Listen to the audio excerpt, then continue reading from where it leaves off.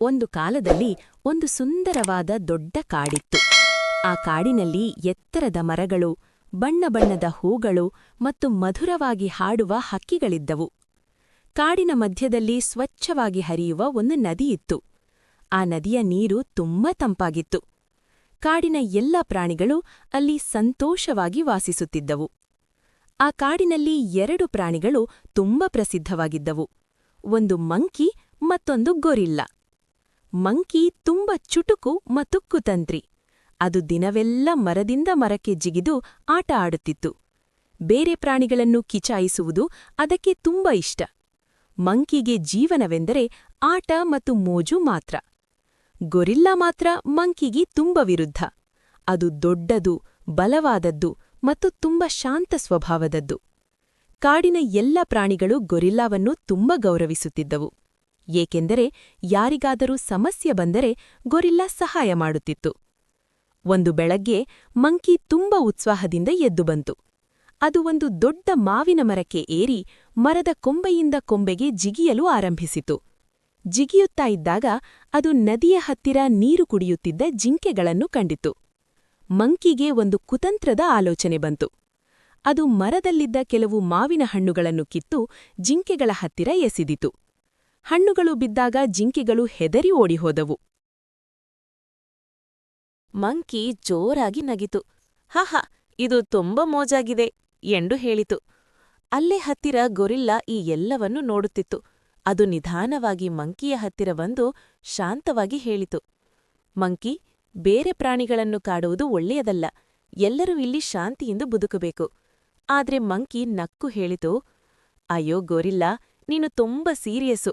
ನಾನು ಕೇವಲ ಆಟ ಆಡ್ತಿದ್ದೇನೆ ಎಂದು ಹೇಳಿ ಮತ್ತೆ ಮರಕ್ಕೆ ಜಿಗಿದು ಹೋಗಿತು. ಆ ದಿನ ಮಧ್ಯಾಹ್ನ ಸೂರ್ಯ ತುಂಬ ಬಿಸಿಯಾಗಿತ್ತು. ಎಲ್ಲ ಪ್ರಾಣಿಗಳು ಮರಗಳ ನೆರಳಿನಲ್ಲಿ ವಿಶ್ರಾಂತಿ ಪಡೆಯುತ್ತಿದ್ದರು. ಗೊರಿಲ್ಲಾ ದೊಡ್ಡ ಮರದ ಕೆಳಗೆ ಕುಳಿತು ತಂಪಾದ ಗಾಳಿಯನ್ನು ಆನಂದಿಸುತ್ತಿತ್ತು. ಅದನ್ನು ಕಂಡ ಮಂಕಿಗೆ ಮತ್ತೆ ಒಂದು ಕುತಂತ್ರದ ಆಲೋಚನೆ ಬಂತು.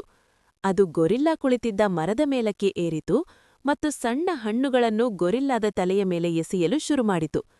ಟಪ್ ಟಪ್. ಗೊರಿಲ್ಲಾ ಮೇಲೆ ನೋಡಿತು. ಮಂಕಿ, ದಯವಿಟ್ಟು ನಿಲ್ಲು, ಯಾರಿಗಾದರೂ ಗಾಯವಾಗಬಹುದು ಎಂದು ಹೇಳಿತು. ಆದ್ರೆ ಮಂಕಿ ಇನ್ನೂ ನಗುತ್ತಾ ಹಣ್ಣುಗಳನ್ನು ಎಸೆಯುತ್ತಲೇ ಇತ್ತು. ಸ್ವಲ್ಪ ಸಮಯದ ನಂತರ ಆಕಾಶದಲ್ಲಿ ಕಪ್ಪು ಮೋಡಗಳು ಕೂಡಿಕೊಂಡವು. ಗಾಳಿ ಜೋರಾಗಿ ಬೀಸತೊಡಗಿತು. ಕೆಲವೇ ಕ್ಷಣಗಳಲ್ಲಿ ಭಾರೀ ಮಳೆ ಆರಂಭವಾಯಿತು. ಎಲ್ಲಾ ಪ್ರಾಣಿಗಳು ಸುರಕ್ಷಿತ ಸ್ಥಳಗಳಿಗೆ ಓಡಿದವು. ಮಂಕಿ ಮರದಿಂದ ಮರಕ್ಕೆ ಜಿಗಿಯಲು ಪ್ರಯತ್ನಿಸಿತು. ಆದರೆ ಮಳೆಯ ಕಾರಣ ಕೊಂಬೆಗಳು ಜಾರಿ ಹೋಗುತ್ತಿದ್ದವು. ಹಠಾತ್ ಕ್ರ್ಯಾಕ್! ಮರದ ಕೊಂಬೆ ಮುರಿದು ಹೋಯಿತು.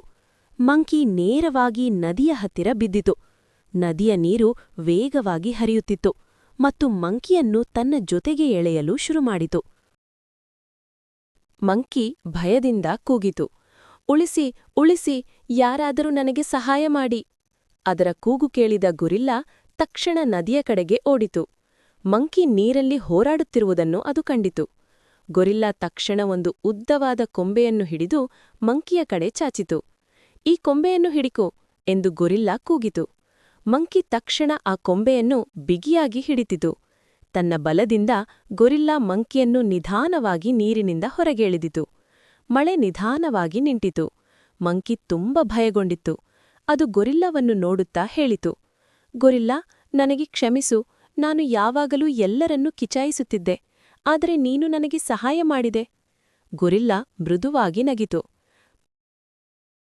ಮಂಕಿ ಮತ್ತು ಗೊರಿಲ್ಲಾ ಉತ್ತಮ ಸ್ನೇಹಿತರಾಗಿ ಕಾಡಿನಲ್ಲಿ ಸಂತೋಷವಾಗಿ ಬದುಕಿದರು. ಕಥೆಯ ಸಂದೇಶ: ಇತರರಿಗೆ ಒಳ್ಳೆಯದು ಮಾಡಿದರೆ ನಿಜವಾದ ಸ್ನೇಹ ಸಿಗುತ್ತದೆ.